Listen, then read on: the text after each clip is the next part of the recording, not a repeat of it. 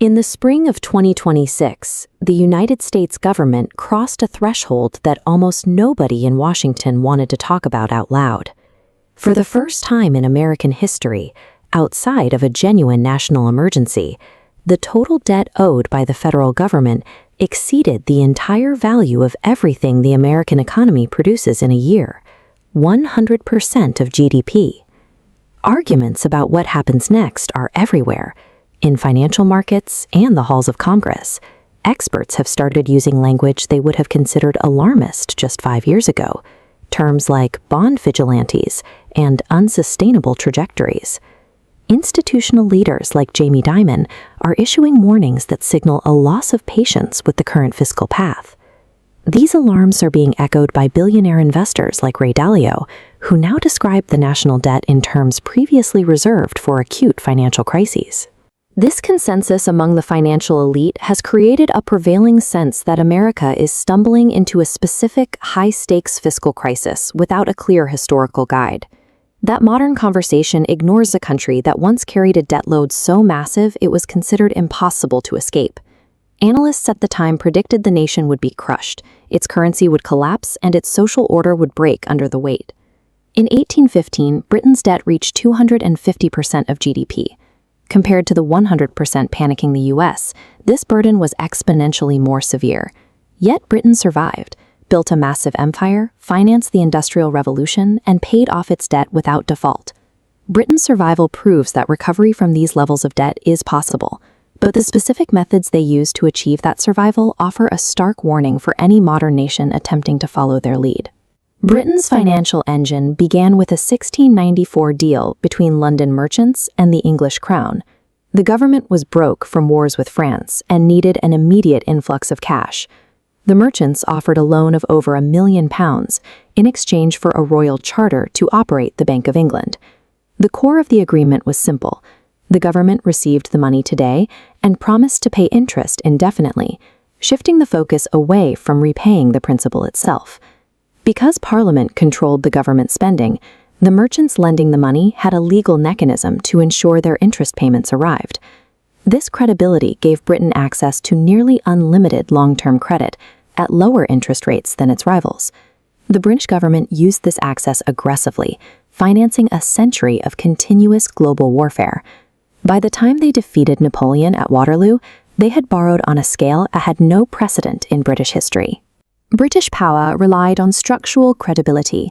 Global markets trusted the government to honor its interest payments regardless of the total debt size. By 1815, annual debt interest absorbed half of government tax revenues. Before spending £1 on the military or infrastructure, half went to bondholders. They managed this through consols, perpetual bonds paying fixed interest forever.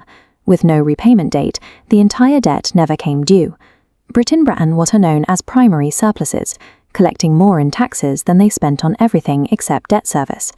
They used these surpluses to slowly and incrementally buy back and retire the consols from the market. While the raw debt stayed high for decades, the Industrial Revolution caused the economy to explode in size.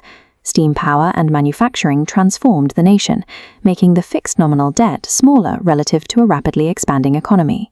From a macroeconomic perspective, this combination of interest-only bonds, consistent surpluses, and industrial expansion represents a successful survival strategy.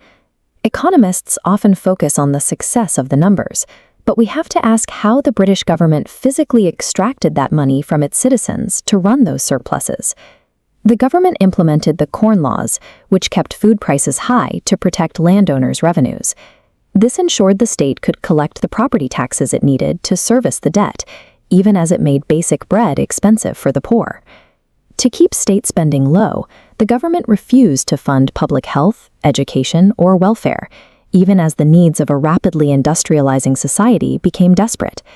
This recovery was only possible because the wealthy elites who sat in Parliament and owned the bonds deliberately shifted the entire financial burden away from themselves and onto the wider population.